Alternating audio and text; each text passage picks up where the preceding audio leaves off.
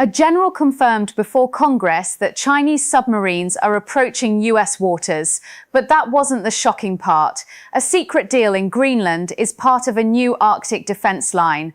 Russia and China's nuclear missiles take their shortest route through here. So why this deal now? And why is no one talking about Chinese intelligence facilities in Cuba?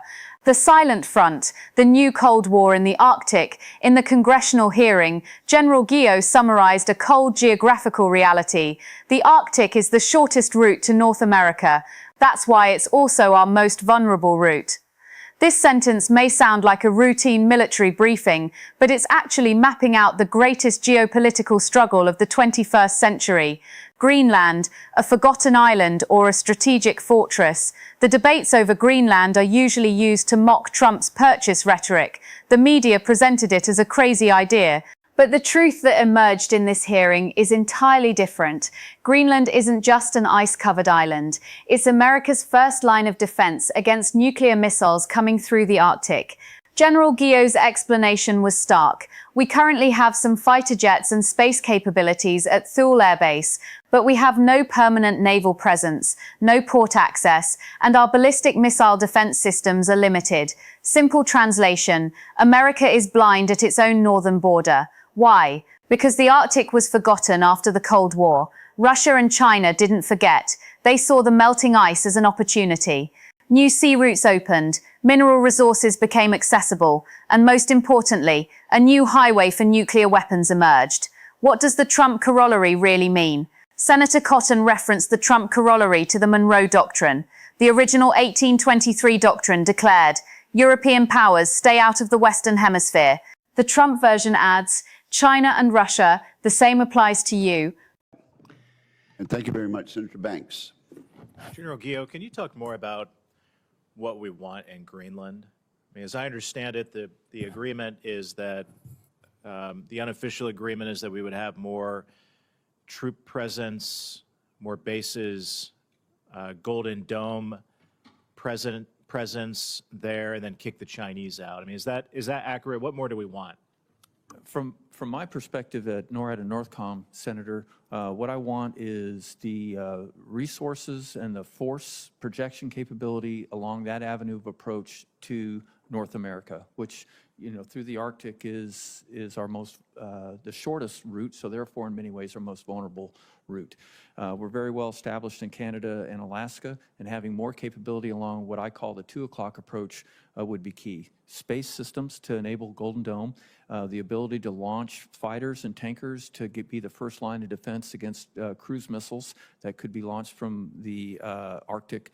And then also having SOF and ports for soft presence, and then for irregular activities, and then port presence for our Navy, which also gives us Golden Dome and ballistic missile defense capability. Can you give us some context, though, on what we have now and what this agreement that President Trump is negotiating would allow us to do that we can't do currently? Yes, Senator. What we have now is access to Pacific Air Base, which is at the northern part of Greenland, which gives us some of the fighter and tanker capability and a lot of space capability. But we don't have a permanent presence for the SOF, and then we don't have a permanent presence for some of the maritime capabilities that I need. And that's what we're working with Denmark to get more access to. It sounds like Denmark and Greenland are willing to give us that. They've been very, very supportive partners. But there's been a lot of noise about this, a lot of politics about Greenland, but it sounds like these negotiations are productive and could lead to a place that would leave America better off. Yes, sir, they're very productive, and the need there is very real. Thank you.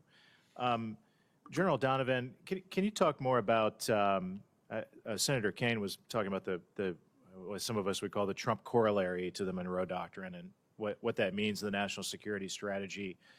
And specifically, I'm curious, what does that mean to Cuba? I mean, what would happen if the Chinese were kicked out of Cuba? Would we be better off for that? Is that an accurate way to interpret the Trump corollary?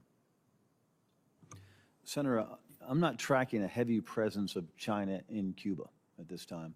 Our focus, again, remains on our core tasks of protecting the embassy and our operations in Gitmo. So I'm not tracking into specific China, unless you have some of the smaller, maybe intel collection type capabilities that we believe are there, but that's all I'm tracking this time. Have there been public reports that there are Chinese intelligence facilities in Cuba? Yes, there have been reports of that. And again, the collection, the Department's 2025 China military power report indicates that China has likely considered military basing, at least considered it in Cuba. Yes, Senator, as you mentioned, the bigger concern is a collection capability that close to U.S. shores. That's my biggest concern. Not very robust, but still there. Unpack for us what the national security strategy means then vis-a-vis Cuba. With a focus on the Western Hemisphere, the reality is, we have to ensure that those maligned actors, whether it's China or Russia or Iran, anywhere in South America, how are we countering them from different degrees of capabilities you bring? I think most of those would be economic, and most of them would be partnerships to enable our partners to identify the threat. That's why maritime domain awareness becomes a big piece for us, so that our partners can see over the horizon, whether that's seeing drug traffickers or seeing illicit PRC Chinese fishing fleets, both same, so they can actually make better decisions, and we're there as a better partner. Would you say the national security strategy is a warning to China not to think about it, stay away, or we'll do something about it? Absolutely, Senator. Good. I like that.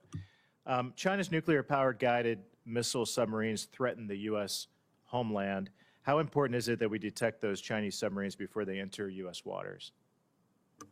Senator, it's of the highest importance, and I have asked for, and the Navy is certainly supportive of increased undersea detection capability, both the Atlantic and the Pacific, to ensure that we detect threats to our continent further and further away. Thank you. I yield back. Thank you, Senator. The same applies to you. When General Donovan was asked about Chinese presence in Cuba, his answer was carefully calibrated. I'm not tracking a heavy presence, except for some smaller intel collection capabilities. I'm not tracking a heavy presence. Translation: China already has intelligence facilities in Cuba, watching America from 90 miles off Florida, but we're calling it not very robust to avoid triggering a crisis. This is modern great power competition. Nobody wants to openly admit we're in a new Cold War, but the moves on the chessboard tell the story the words won't. The submarine question, detection before it's too late. Senator Cotton asked, how important is it that we detect Chinese nuclear-powered submarines before they enter U.S. waters? General Guio, it's of the highest importance. I have asked for increased undersea detection capability in both the Atlantic and Pacific to ensure we detect threats to our continent further and further away. Why does this matter? If a Chinese submarine carrying ballistic missiles gets close enough undetected, the warning time for a nuclear strike drops from 30 minutes to potentially under 5 minutes. That's not enough time for effective response. The general said we need to detect them further and further away. That's the language of someone who knows the current system has dangerous gaps. Denmark's quiet cooperation. When asked if Denmark and Greenland were cooperating, the general's answer was telling. They've been very, very supportive partners. The negotiations are productive. This contrasts sharply with the media narrative from previous years, where Danish officials publicly rejected Trump's Greenland interest. What changed? Reality changed. When Russian bombers started regular patrols near Greenland, when Chinese icebreakers began mapping Arctic routes, when submarine activity increased dramatically, Denmark realized they can't defend Greenland alone. The Golden Dome capability. General Guio repeatedly mentioned Golden Dome presence, advanced early warning radar systems designed to detect incoming ballistic missiles. The fact that he's requesting more Golden Dome capability in Greenland tells us the current coverage has blind spots. America has spent trillions on missile defense, but there are still angles where an incoming nuclear strike wouldn't be detected early enough to respond effectively. What this hearing actually reveals: strip away the diplomatic language. And here's what these generals are really saying. America's Arctic defenses are inadequate for the threats we now face from the north. Chinese submarines are operating closer to U.S. waters than the public realizes, and our detection capability needs urgent improvement. China has intelligence facilities in Cuba monitoring U.S. military activities, but we're downplaying it to avoid escalation. Denmark and Greenland are quietly cooperating on massive expansion of US military presence because they recognize the threat is real. The Trump corollary isn't bluster, it's formal doctrine that adversaries in the Western Hemisphere will face consequences.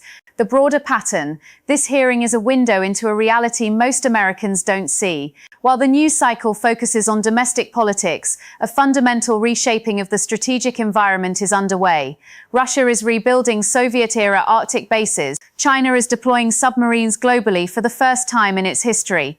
And the United States is racing to close gaps in coverage created when we assumed the post-Cold War peace would last forever. The lesson: geography doesn't change. The Arctic has always been the shortest route to North America. We just stopped paying attention. Our adversaries didn't. What comes next? These generals are requesting resources, expanded basing, and new detection systems. Whether Congress funds it adequately will determine whether America maintains strategic depth in the Arctic or is forced into reactive postures when crisis emerges. The quiet competence in this hearing, the lack of drama, the focus on capabilities rather than politics is what effective national security looks like. No grandstanding, just professionals identifying gaps and requesting resources to fill them. But here's the question: if the threat is this serious, why are we only hearing about it in routine congressional hearings that barely make the news? The answer might be that some truths are too uncomfortable for prime time. Admitting we have serious defensive gaps invites adversaries to exploit them.